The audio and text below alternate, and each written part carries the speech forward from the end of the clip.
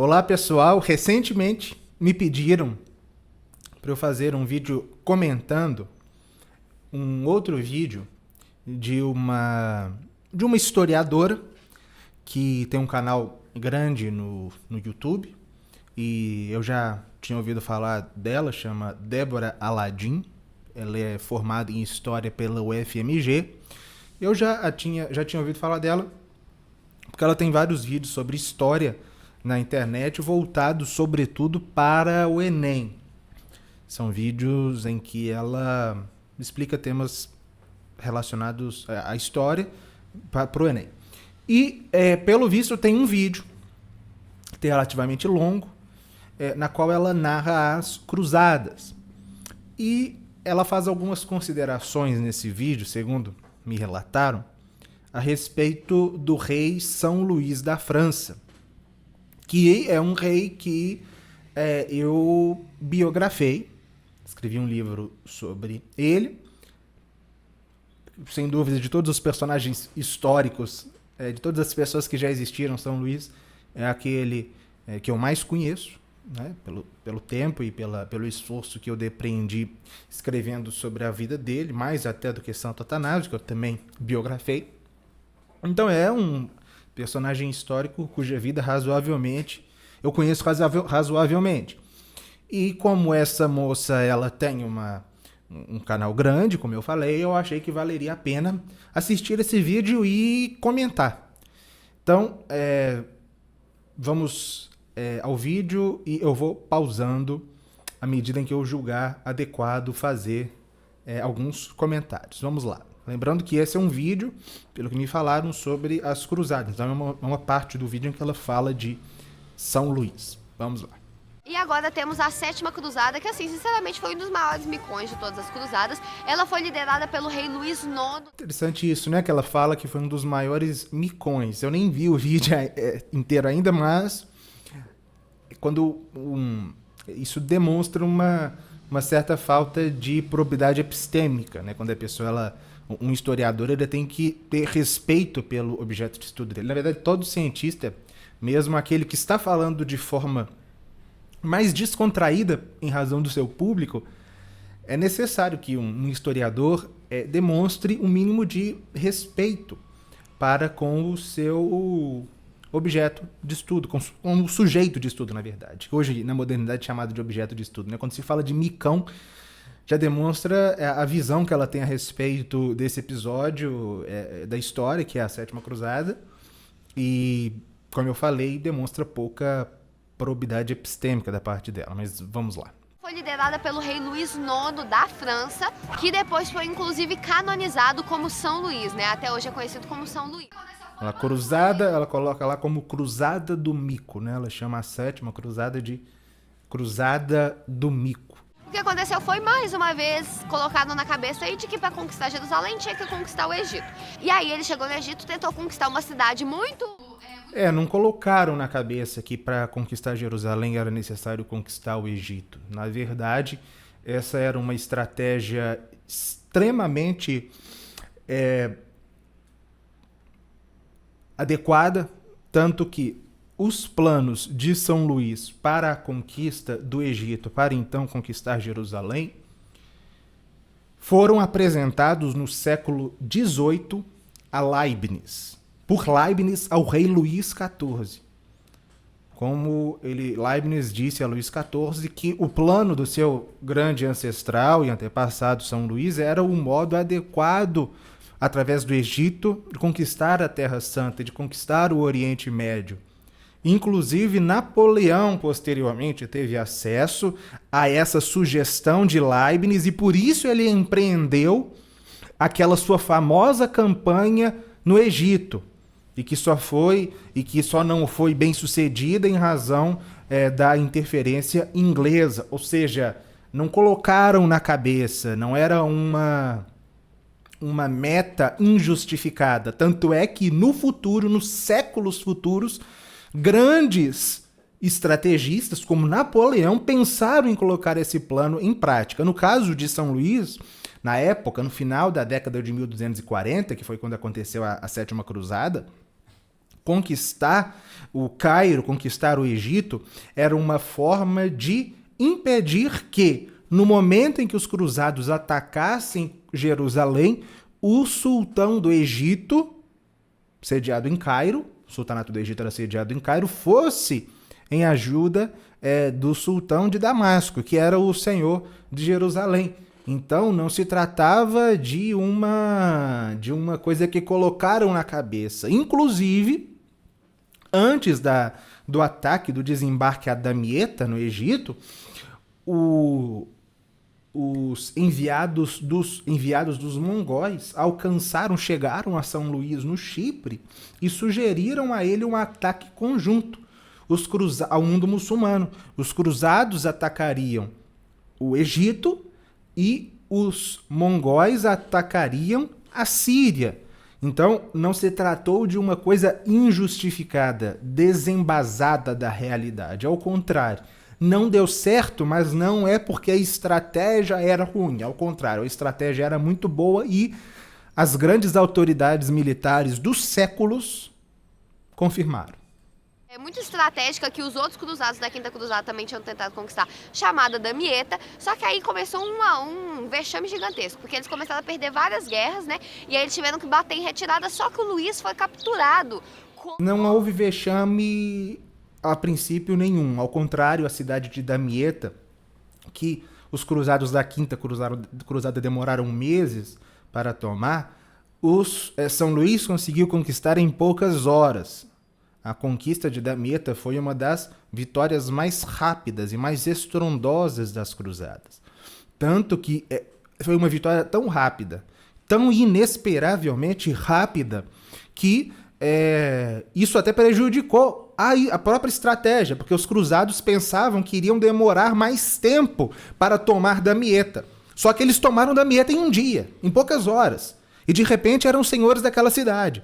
Sendo que eles estavam esperando a segunda leva do exército, que era a segunda parte da armada, que era chefiada pelo irmão de São Luís, o conde Afonso de Poitiers, chegar, e isso demorou, de fato, semanas. Ou seja, os cruzados esperavam que iriam conquistar a cidade em semanas, talvez meses, e conquistaram em um dia.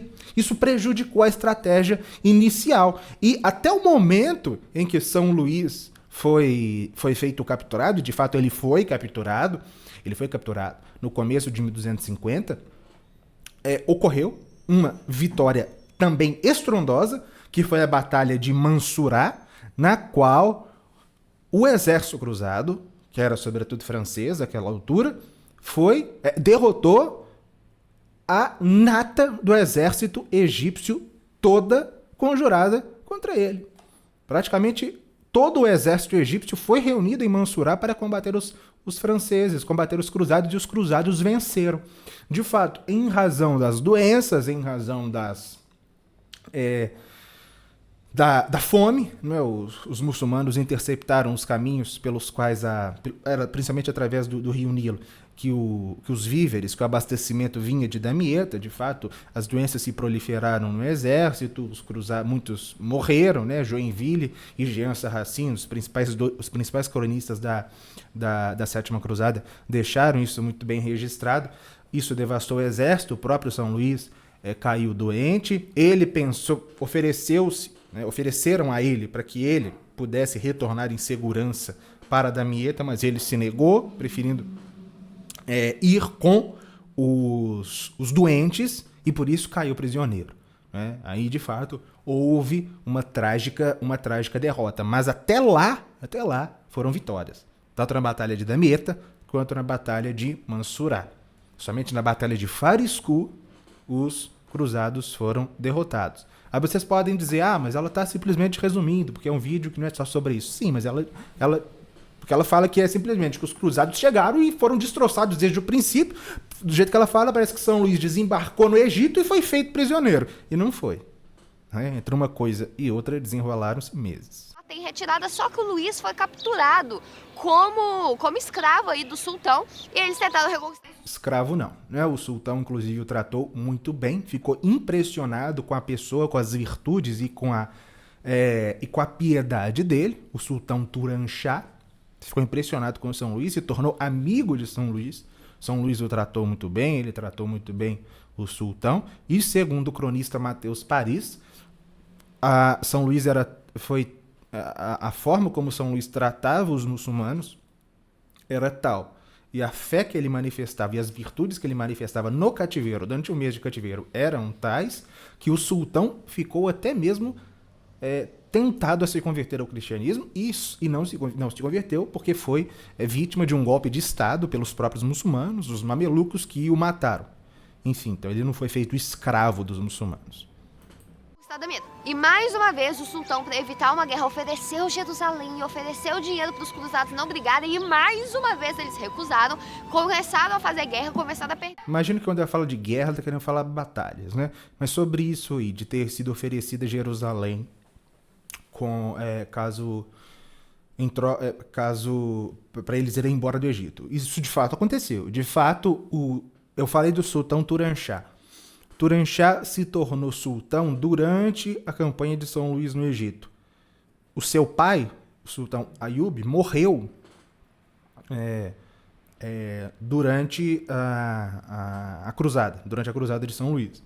E Ayub, ele estava acometido por tuberculose. Estava muito mal, tanto é que morreu logo depois. Ele estava muito mal de saúde, tinha acabado de perder Damieta, estava muito enfraquecido, tanto física, quanto política, quanto militarmente, e ofereceu a São Luís trocar Damieta, a cidade que ele havia conquistado no Egito, em troca de Jerusalém. Aí ela ironiza isso, de fato São Luís não aceitou. E para a nossa mentalidade moderna até pode ficar um pouco, mas de fato ele deveria ter aceitado, mas qual foi a justificativa que ele deu? Ele disse que ele não poderia aceitar tal proposta de um homem que estava doente e enfraquecido. Ou seja, para o seu espírito cavalheiresco, não era justo aceitar Jerusalém de um homem que estava fraco, de um homem que não tinha condições de fazer uma escolha racional sobre o que fazer. A nossa mentalidade moderna que vê esse tipo de honradez cavalheiresca como um absurdo, pode achar ridículo, como ela acha. Mas de fato foi isso que ele alegou. Ele não poderia se aproveitar da situação de fragilidade do sultão para arrancar Jerusalém dele através de um acordo. Né? E com isso acabou, de fato, não conseguindo. Mas essa é a razão. Ele não foi um orgulho ou algum tipo de soberba que o impediu de aceitar. Não, mas o sentimento dele de que ele não poderia aceitar tal proposta de um homem vencido. E eles tiveram que, muito vergonhosamente, bater em retirada do Egito, porque eles estavam perdendo muito feio. Só que, gente, a galera fugiu, só que o Luís acabou sendo capturado como prisioneiro pelo sultão. E a galera teve... Ela já falou isso, tá repetindo, parece que isso aconteceu 2 vezes. Né? Recuperá-lo. E, inclusive, só conseguiram fazer acordo porque a rainha da França, em Damieta, né, ela tava super fazendo uma negociação, ela que conseguiu negociar com os egípcios. Então, assim, foi um micão, porque eles recusaram Jerusalém, fizeram guerra, perderam a guerra, o rei ainda foi capturado, e esse rei ainda vai pagar muito mais mico no futuro, então calma. Então, assim, a 7ª cruzada foi um grande desastre, porque eles chegaram no Egito, recusaram Jerusalém, né, perderam tanto de batalhas, o rei foi capturado, eles perderam muito dinheiro para o resgate do rei, né, e esse rei ainda vai passar muito mais vergonha agora, na 8ª cruzada. Porque, né, o rei Luís IX, né, não contente em ter perdido, ele decidiu que dessa vez ele queria voltar ao Egito, mas ele queria voltar ao Egito para converter o sultão que tinha capturado ele, né, gente? É muita coragem, é muita ousadia. E o que aconteceu que é claro... 3 erros. Ele não voltou ao Egito. Ele foi para a antiga África. A província romana da África proconsular, a atual Tunísia. Ele foi para Tunis, para Cartago, não para o Egito. O sultão que o havia capturado já estava morto há 20 anos. E, de fato, ele foi não para o Egito, ele foi para a Tunísia, com a intenção de converter o sultão Al-Mustair. À toa? Não. Mas porque o sultão o enganara, escrevendo mais de uma vez a ele, que ele tinha a intenção de se converter ao cristianismo. O sultão havia escrito para São Luís dizendo que tinha a intenção de se converter mais de uma vez. Ou seja, e era mentira. Então, São Luís foi com a intenção de auxiliar na conversão do sultão, não de convertê-lo, né? Enfim, ela não sabe do que está falando. De oitavo cruzado, ela não entende nada. O que aconteceu que é claro que o sultão, o emir, a galera, as autoridades não estavam nem um pouco interessadas em ser cristianizadas aí pelo... Mas disseram que estavam. Não era um plano alicerçado nas nuvens. Pelo rei Luís da França, o rei Luís chegou no Egito e foi recebido, é claro. Não foi no Egito, foi na Tunísia. Com muita rigidez, né? Foi recebido aí com armas, o pessoal não queria dialogar com ele de forma nenhuma. E ele não só foi recebido de forma pouco amistosa, mas quando ele chegou no Egito estava tendo um surto de peste. Errado. Os franceses, navarros e depois sicilianos, desembarcaram na Tunísia, no Egito. Ela fica repetindo no Egito. Não é no Egito, é na Tunísia, Cartago, atual Tunis. Não estava tendo surto de peste, não. Os cruzados destruíram a guarnição muçulmana nas praias de Cartago. E simplesmente por estarem esperando a chegada do rei da Sicília, que era irmão de São Luís, se desenvolveu no exército cruzado uma peste, certo? Tendo um surto de peste violentíssimo, e ele e o filho mais velho dele morreram dessa doença. Então, assim, foi um desastre total, ele acabou morrendo. Ele morreu, o filho mais velho dele não morreu. O filho mais velho dele, Filipe III, o sucedeu. Quem morreu foi o segundo filho de São Luís, João Tristão, conde de Alençon. De Alençon não, conde de Clermont. Morrendo lá no Egito. E de Valois. E a única pessoa que ganhou alguma coisa com essa cruzada, né, com a oitava cruzada, foi o filho Felipe dele, que acabou se tornando... Ele sobreviveu à peste, né? Voltou para a França e acabou sendo coroado rei no lugar do pai dele, que tinha morrido. Bom, então é isso, pessoal. E nesse pequeno trecho, dá para ver que essa moça não sabe do que tá falando. Pode ser que no restante do vídeo ela até fale coisas verdadeiras, mas... o que ela apresentou no seu vídeo aí para o seu vasto público a respeito de São Luís e das suas duas cruzadas não encontra embasamento na realidade. Inclusive, eu recomendo que aqueles que tiverem interesse em adquirir o meu livro, São Luís, o Rei da Coroa de Espinhos, cliquem no botão que está aqui, no link que está aqui na descrição. Esse link os mandará para uma lista de espera, porque a segunda edição ainda não saiu. Nessa lista de espera vocês cadastrarão o seu e-mail e assim que o livro for publicado, vocês serão comunicados, tá? Então, espero que esse vídeo tenha sido proveitoso para vocês verem como, de fato, muitas pessoas que estão na internet e que falam com certa presunção de saberem do que estão falando, muitas vezes acabam se escorregando em micos como estes. Fiquem com Deus.